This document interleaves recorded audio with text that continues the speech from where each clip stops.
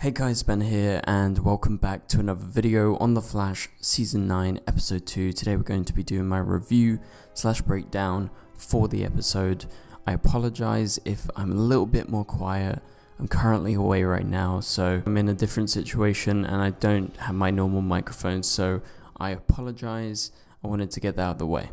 So without further ado, if you do go on to enjoy the video, please be sure to leave a like and a comment. And subscribe and turn on notifications so you don't miss any future DCTV videos later this year. So this episode kicks off right after the end of last episode as Barry meets Snow, or that's at least what they call Snow at first. And so after this, Mark shows up like instantly, basically sharing that they continue their experiment and they never gave up, and she is the third sister. But she can't remember absolutely anything, like she's a completely new person. And it turns out Kaitlyn is dead. Like that's what the result of the experiment was, and Mark has a plan to bring Kaitlyn back. But how is the main question. Plus he also suspiciously doesn't mention Frost throughout like the first half of the episode. So you can tell he's up to something. We all know how passionate he is about Frost, because he truly loved her. Alright, let's go over to Allegra and Chester and talk about their kiss, because that's what they try to talk about, or at least Chester does. But Allegra kind of shies away, and this is like a thing in the episode, but it's very small. At the end, when they're at the nightclub, they dance together, so things are kind of back on to the right track. It's a bit curious as to why they did this. I don't think there's any real point apart from, I guess, some drama. But let's move on to talk about Joe and Cecile, because their scene is like got two focuses, right? At first it's them both being sad about Kaitlyn. Truly you can see how sad they are. I think they both deliver great performances in this episode. But the other thing is that Joe is worried about Cecile becoming so strong that he thinks moving away is actually a good choice, obviously to protect her, especially since she is the mother of their child. And I've talked about this. I feel like it's just a no-brainer that she would go wherever her own child would go, because that's just what a mother does.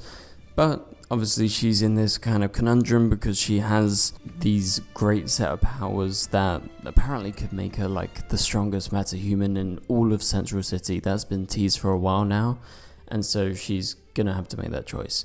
But let's continue. Let's talk a bit about the editing and the overall episode. What is my thoughts on this episode? So I thought it was a solid episode. I like the Red Death stuff, of course. I like the Kaitlyn stuff, well, specifically Snow, because she's a nice person, and that's probably what Kaitlyn would have won. And I think I am very happy with the way that they sort of went around this story. Although there is sure to be like many plot holes, I'm fairly certain. In terms of the editing, at the start of the episode, there is a bunch of crossfades. Now this is something that is very unusual. Plus also it's raining in Central City. Doesn't happen too often, but they go full on with it, and I think they used it in a way this episode that it was more like an emotion. And, you know, when the sun came out later, everything kind of changed. But let's continue, because we have also some flashbacks in this episode, which I think frankly are quite useless. They're flashbacks from like the previous episode, so we remember it's fresh in our heads. It was literally last week, so that's a questionable thing on behalf of the editing, and I think it lacks a bit of trust for its own audience. That's what I kind of took away from that. Okay, so we had the Fiddler versus Pied Piper. So the return of Hartley, and we get the new Fiddler. And the big question is obviously, why is she after Hartley?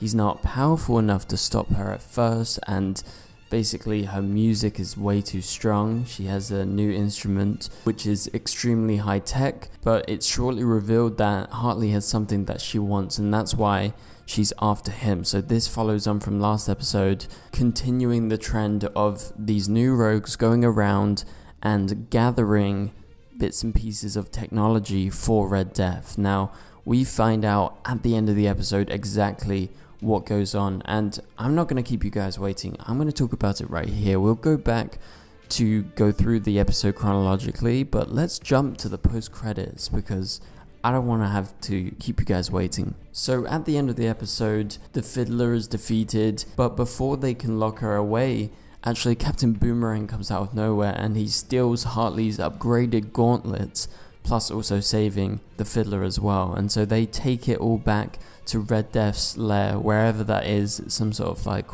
workshop. And so they turn on the machine that they've been working on with the two things they've got in the last two episodes, and Red Death's machine works. They become whole and they stop phasing, and so they go to this rooftop somewhere in Central City, and here we have our first proper look at Red Death in the costume, not just phasing in and out of existence. And it makes you question, why did they need this machine? Well, it seems maybe they were stuck between timelines. That's like the only thing that popped into my mind.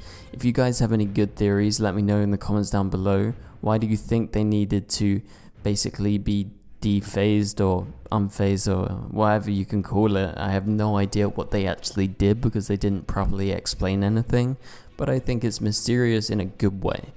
And so Red Death goes on to say, Central City, the Flash disgraced me, and all of you will pay the price and justice will be served. Also, they're doing an evil laugh as they do this. So yeah, very villainous, very scary, and I have to say I love this speech because it gets my mind going in so many directions, especially because they say, the Flash disgraced me. Now you have to remember, on screen, we haven't seen Red Death facing off against the Flash, so it's not about anything that's happened in the first two episodes of the season. It's clear from this speech that they have a past relationship. Now obviously there's going to be theories going around in regards to who actually is the person under the Red Death mask, and if it is Batwoman, why is it Batwoman and where does she come from? Now what's been heavily talked about is this could be Batwoman from the reverse Flashpoint timeline, and somehow she got speedster powers, maybe merging with a speedster in her timeline, and she was able to escape and come to this timeline, but because she's not supposed to exist here, maybe that's why she's phasing out of existence, similar to when Reverse Flash was, phasing out of existence in the Flashpoint timeline back in the start of season 3. So I'm pretty sure we have it cracked down, but it's such an interesting way for them to do it. So yeah, Red Death's machine worked, and now they're going to be going after everyone. And I don't know what type of justice they're going to be serving, but it's going to be pretty brutal. But anyway, let's go back and go through the episode chronologically. Obviously that ending was probably the best moment of the entire episode, because that's just literally what we've been waiting for this whole time.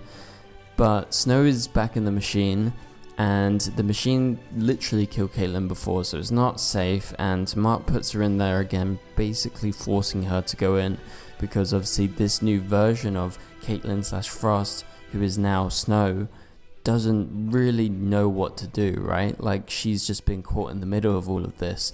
Mark doesn't trust Team Flash, he reveals, and he is trying to bring back Frost and Kaitlyn. Obviously, his lie gets to Team Flash because they thought they would just bring back Kaitlyn this whole time. And so whilst this is happening, the med lab is breached by Hartley, aka Pied Piper. Iris shows the original Fiddler to Hartley, but he doesn't recognize her. It's a new rogue. And so I have a theory about these new rogues, because these are all characters we've seen before, but obviously they're new versions of the characters. I'm wondering if in Red Death's timeline, are these people the actual villains? So is Owen Mercer the true Captain Boomerang from Reverse Flashpoint, and it was the same person, so she sought out that same person in this timeline? And then also with the Fiddler, maybe she was the actual Fiddler from the other timeline, and that is why we're getting them coming back as very specific villains. So yeah, very interesting. Let's move on. So the Fiddler goes to Red Death at this point, and Red Death commands failure is not an option, and shocks the Fiddler with a surge of lightning, which I thought was actually really scary and unexpected. Obviously, there is a strong sense that Red Death is way in control of everything that they're doing, and they're literally just cronies working for Red Death. So yeah, interesting scene. Barry meets with Mark at the bar after this, and Mark is now apparently a part of Team Flash, although at the end of the episode he flips out and he doesn't trust anyone again. So he's definitely going to have to learn to actually live with the choice that Keon made during this episode. And yes, that's right, we've got an official name for Snow. She's in fact called Keon.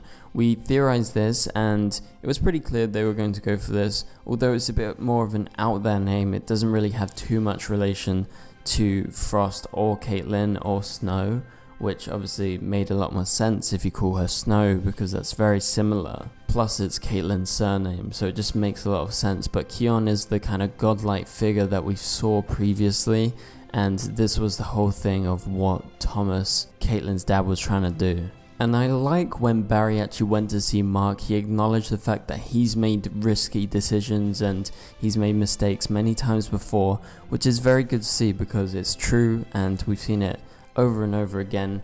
Barry is a culprit for a lot of this stuff. So Barry then goes on to say he's gone over Thomas Snow's experiment files and he found out that the process of the CRC would kill one of Kaitlyn or Frost, so they're going to have to make that decision, which does eventually get resolved in this episode. But first off, Keon actually meets Hartley and his sonic gauntlets are not too powerful. Obviously he wants to go back and save his boyfriend because he knows that the Fiddler's going to be back looking for him, so he's probably going to use his boyfriend as leverage.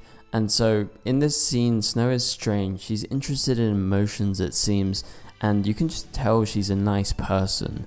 And so there is that connection between Keon and Hartley straight away, although it's not as you would expect, especially because Hartley is kind of distressed and absolutely distraught and is kind of looking for someone like Kaitlyn to be of help to him. So Team Flash has decided on who to choose in terms of Kaitlyn or Frost. Iris chooses Frost because she didn't choose her the first time. Chester chooses Kaitlyn just in terms of looking at the science.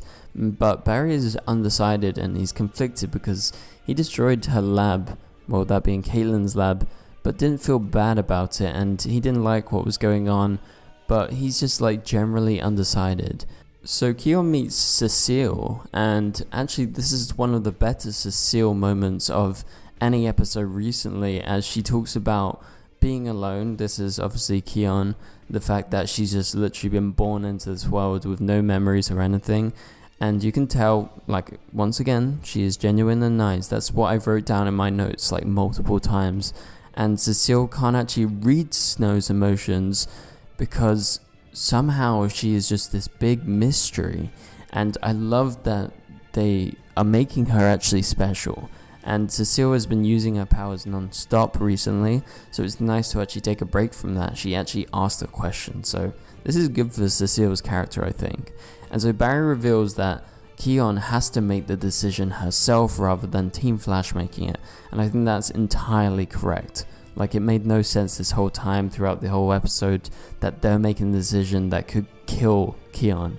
And so let's talk about the Fiddler, because the Fiddler is back and fighting Hartley as Hartley upgrades his tech and goes after the Fiddler, who is back and supposedly has killed Hartley's boyfriend and the rest of the people that work at the nightclub. But then Barry shows up and throws bolt lightning at the Fiddler, knocking her out for a little bit, and Pied Piper is extremely tempted to try and kill the Fiddler on the spot, but what convinces him is that Barry shows him like this kind of other world where all of them are trapped in some sort of weird vibrational phase. I think that's how they worded it. And so I thought it was really cool. It kind of had this sepia look. It was definitely unique. And so at this moment, as I mentioned before, Captain Boomerang arrives and saves the Fiddler and also takes Hartley's upgraded gauntlets for Red Death. And so what proceeds is you get to see Red Death, but also we have the scene which reveals that we're now going to be calling Snow Keon from now on, because that is the name that she found in terms of like what Thomas Snow originally called her. She was actually like some sort of ice goddess. Now, I don't think she's going to turn out to be like an ice goddess. However, it makes a lot of sense why she would take this name, because it just kind of fits. although it's a bit of an out there name. Lots of us theorized about this before. But anyway, so Team Flash also at this point figure out that the Rogues are working together as soon as they see Captain Boomerang and the Fiddler working together, so they know something greater is going on within Central City and the villains that are popping up, and they're all new Rogues, so Barry's going to need extra help if he's going to be able to stop them, find out where they are, and figure out who is the mastermind behind it all. Obviously, Red Death is now going to be more of a threat because they have been released from whatever like stasis they were in terms of like constantly vibrating and phasing. So they're going to be going after Barry at one point very soon. You can only assume. And so then we have a great, very fun scene as the whole of Team Flash go to Hartley's club and just vibe. Like, I love the dancing. It's so funny. It's so cute to see. Especially Barry, like, just, oh my god, those dance moves. It's just a whole load of fun, and so I like seeing this fun within, you know, such a dramatic episode. And so we get Allegra and Chester, they dance, and as I mentioned, that's kind of the only other thing that they have in this episode. And so in terms of the post-credits, obviously you get the Red Death scene, but right at the end, as the credits are rolling, there is some BTS video that is at the end of the episode, and Candace screams that Barry is the Flash. Obviously, this is just a BTS video, but anyway, that was just so funny at the end. I was like, Iris just exposed Barry. Like, imagine if that was actually true. Obviously, she would never do that, but yeah, some good fun. Alright, so that pretty much does it for this video, guys. Hopefully you enjoyed the video. Hopefully my microphone hasn't been too terrible that you've been able to just continue watching throughout. But if you did enjoy the video, leave a like and a comment. It really helps out the channel and it lets me know how much you're enjoying the videos. And also subscribe and turn on notifications so you don't miss any future videos. We are uploading daily right now. I have plenty more videos.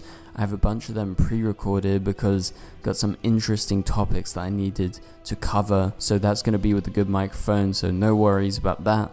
But for now, remember, you can click on the top right corner of the screen to watch my latest video. And I will catch you guys later. Goodbye.